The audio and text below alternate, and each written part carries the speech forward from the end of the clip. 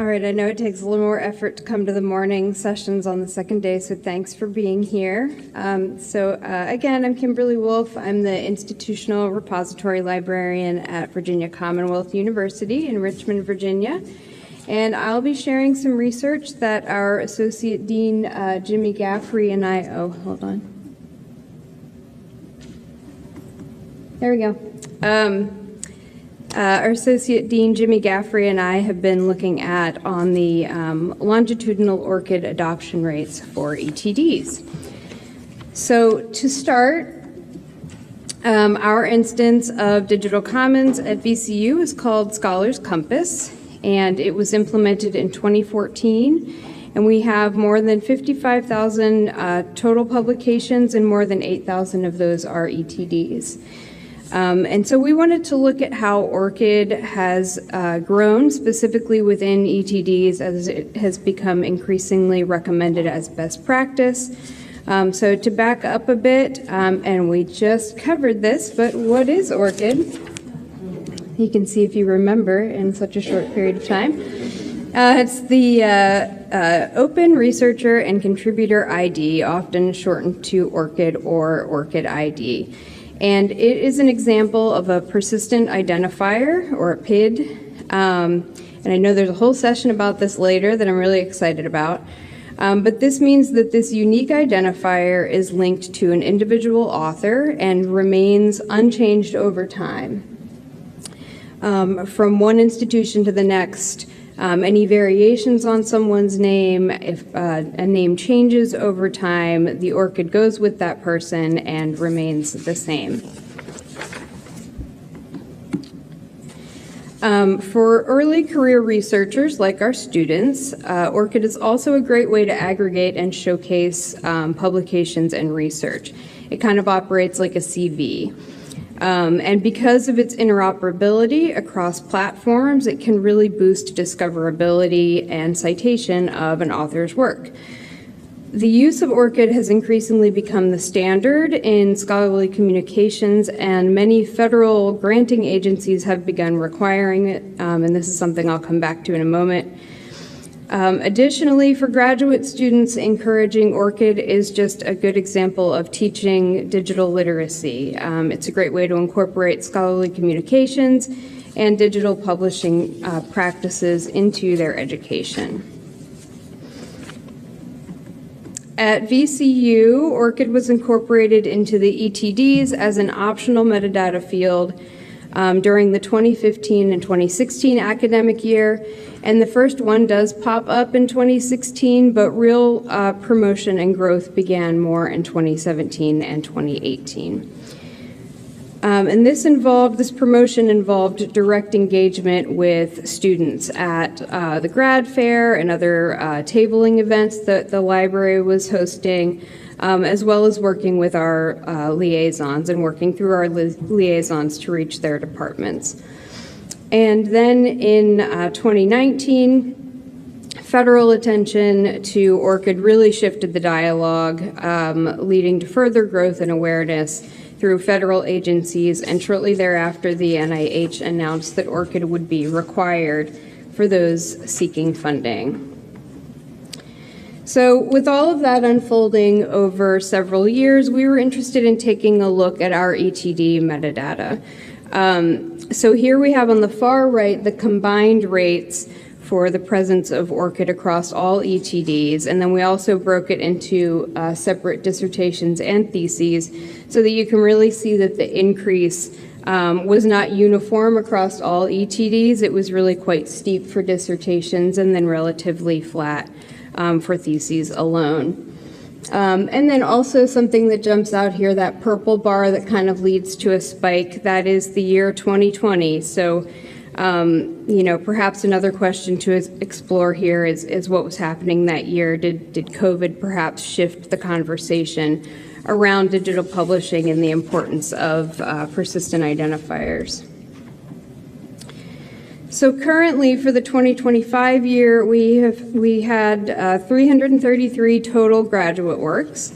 Overall, more works lacked ORCID IDs than included them, 185 to 148. but again, the ORCID adoption was notably higher among dissertation authors, with 111 including it compared to 63 without.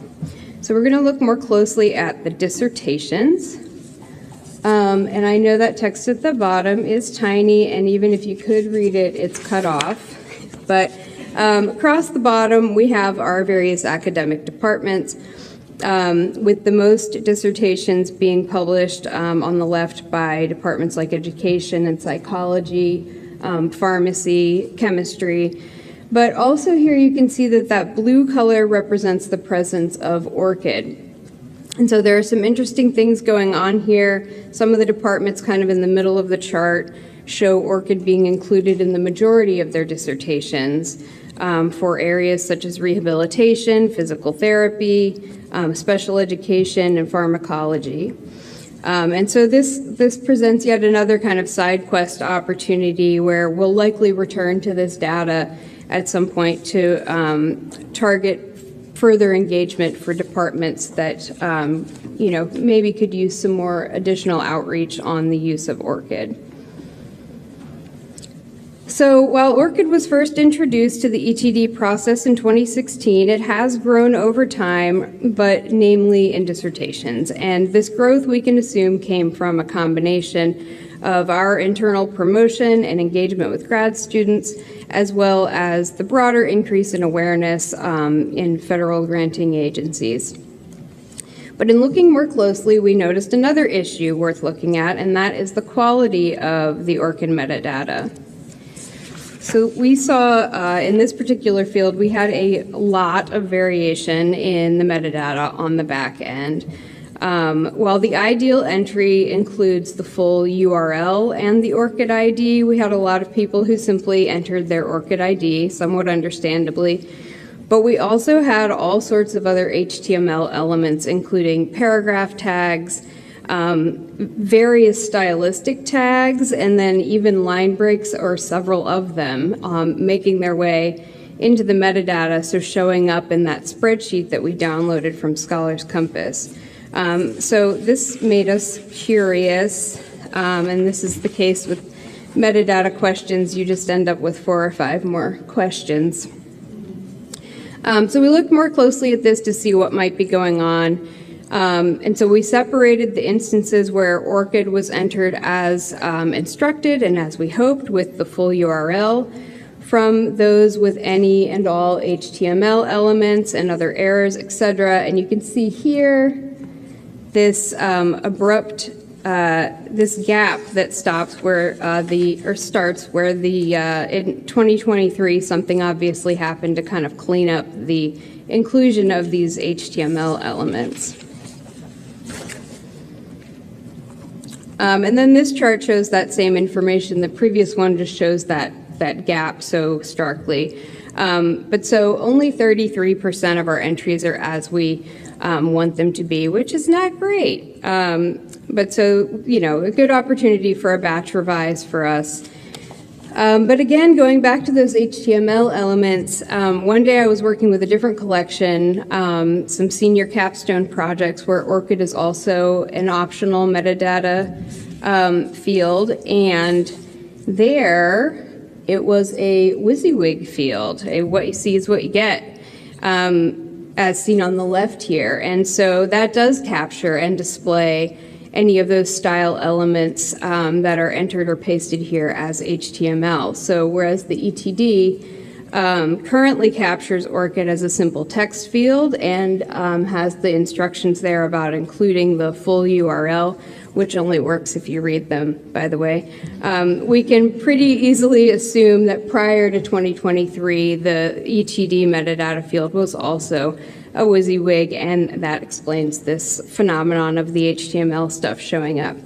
It is also safe to say that very few people have their ORCID ID memorized, so it's always going to be a copy-paste situation. And so we can see here with this case study that the way that information is copied and pasted as text can really create that inconsistent metadata. So coming back to the core functionality and benefit of ORCID, that cross-platform connectivity that's inherent in any persistent identifier can kind of get lost in the process of metadata capture. And with something like an IR, where you ideally have collective buy-in across campus and participation in the form of plenty of admins, such as the graduate school, and self-deposits happening, simply copying and pasting ORCID into your metadata is only so useful. It really requires extra work to actually make and provide the connection that ORCID offers. So there's definitely an opportunity for a batch revision on our end, obviously, but there's also a desire for better integration between ORCID and the IR. ORCID does offer some guidance for integrating with IR, so that's something we plan to look into further. And I understand there's some talk on the digital commons side of things as well for better integration, so that's great. But to close, we went into this study with one question: what do the ORCIDs look like for ETDs? And we ended up getting more answers to questions that we hadn't thought to ask yet, and even more unanswered questions. So going forward, we'll obviously be doing some work to normalize this data and hope to better implement the connectivity that ORCID and other persistent identifiers provide.